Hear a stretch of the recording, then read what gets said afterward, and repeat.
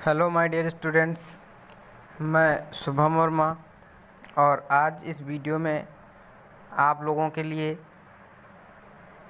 लेके आया हूँ डार्विनवाद। पिछले वीडियो में आप लोग लैमार्कवाद के बारे में अध्ययन कर चुके हैं, तो आइए देखते हैं डार्विनवाद।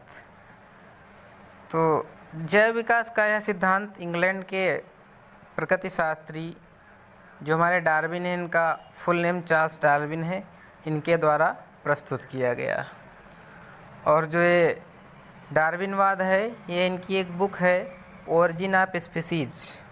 अगर पूछ लिया जाए कि डार्विन की पुस्तक का क्या नाम है, तो ओरिजिन ऑफ स्पीसीज। HMS बेगोल नामक विश्व सर्वेक्षण जहाज द्वारा अनेक द्वीपों, महाद्वीपों और वहाँ की प्रजातियों का इन्होंने अध्ययन किया।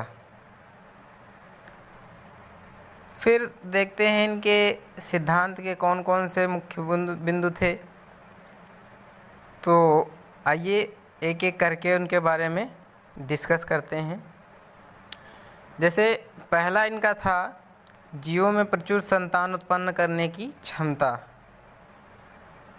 तो सभी जीवों में संतान उत्पन्न करने के लिए प्रचुर क्षमता होती है, लेकिन फिर भी प्रकृति सभी जातियों की संख्या निश्चित नहीं रहती है,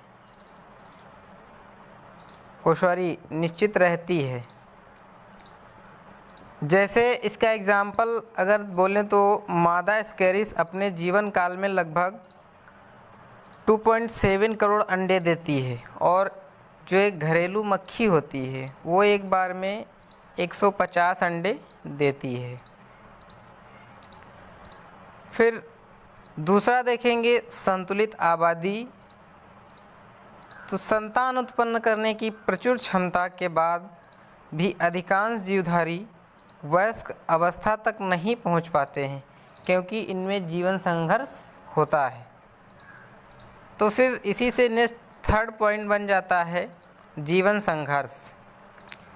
प्रत्येक जीव को भोजन, सुरक्षा, वातावरण आदि के लिए जीवन संघर्ष करना पड़ता है, और जो इसमें सफल होते हैं वही आगे की ओर विकसित होते हैं। फिर जो जीवन संघर्ष है वो हमारा 3 टाइप्स का होता है। एक तो आपका होता है सजातीय संघर्ष, दूसरा होता है अंतर्जातीय संघर्ष, और तीसरा होता है वातावरणीय संघर्ष।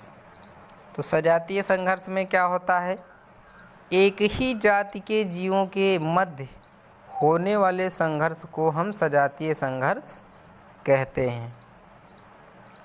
फिर जो अंतर्जातीय है, 2 भिन्न जातियों के मध्य होने वाले संघर्ष को हम अंतर्जातीय संघर्ष कहते हैं।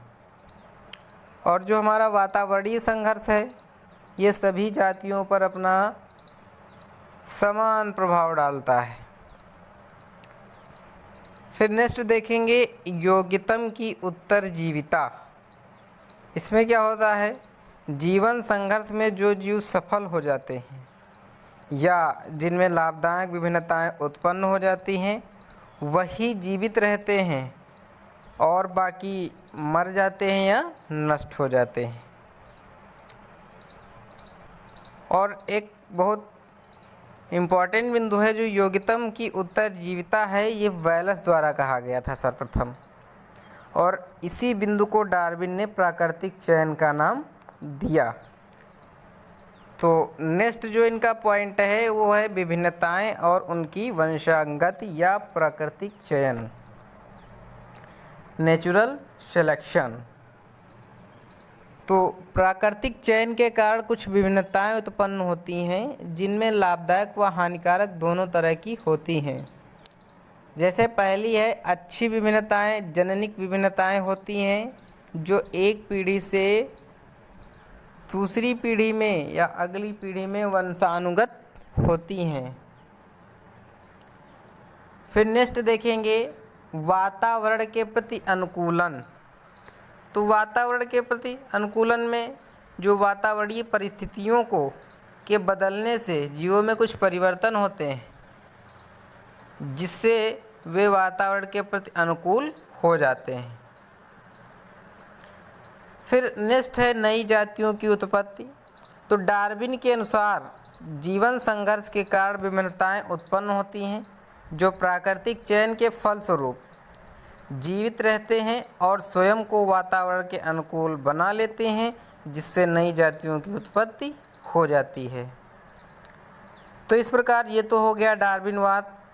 अब नेक्स्ट जो है वो है आपके डार्विनवाद की आलोचना या किन किन तथ्यों को ये सही से स्पष्ट ना कर सके। पहला है दैनिक व जननिक विभिन्नताओं में अंतर स्पष्ट डार्विन नहीं कर पाए। दूसरा है डार्विन ने क्रमिक विभिन्नताओं को जैव विकास का आधार माना है, लेकिन जो म्यूटेशन होता है जिसको उत्परिवर्तन बोलते हैं उसके महत्व को ये स्पष्ट ना कर सके। और फिर थर्ड है योगितम की उत्तरजीविता को स्पष्ट करता है, लेकिन जो योगितम के आगमन के कारण थे उनको हमारे डार्विन स्पष्ट ना कर सके। तो इस प्रकार ये टॉपिक आपका कंप्लीट होता है और नेक्स्ट वीडियो में आपको मिलते हैं नो डार्विनवाद के साथ या न्यू डार्विनिज्म के साथ। उसमें इनकी आलोचनाओं को स्पष्ट किया गया है। तो हमारे साथ इसी तरह बने रहिए और आपको इम्पोर्टेंट टॉपिक के वीडियो इसी तरह मिलते रहेंगे।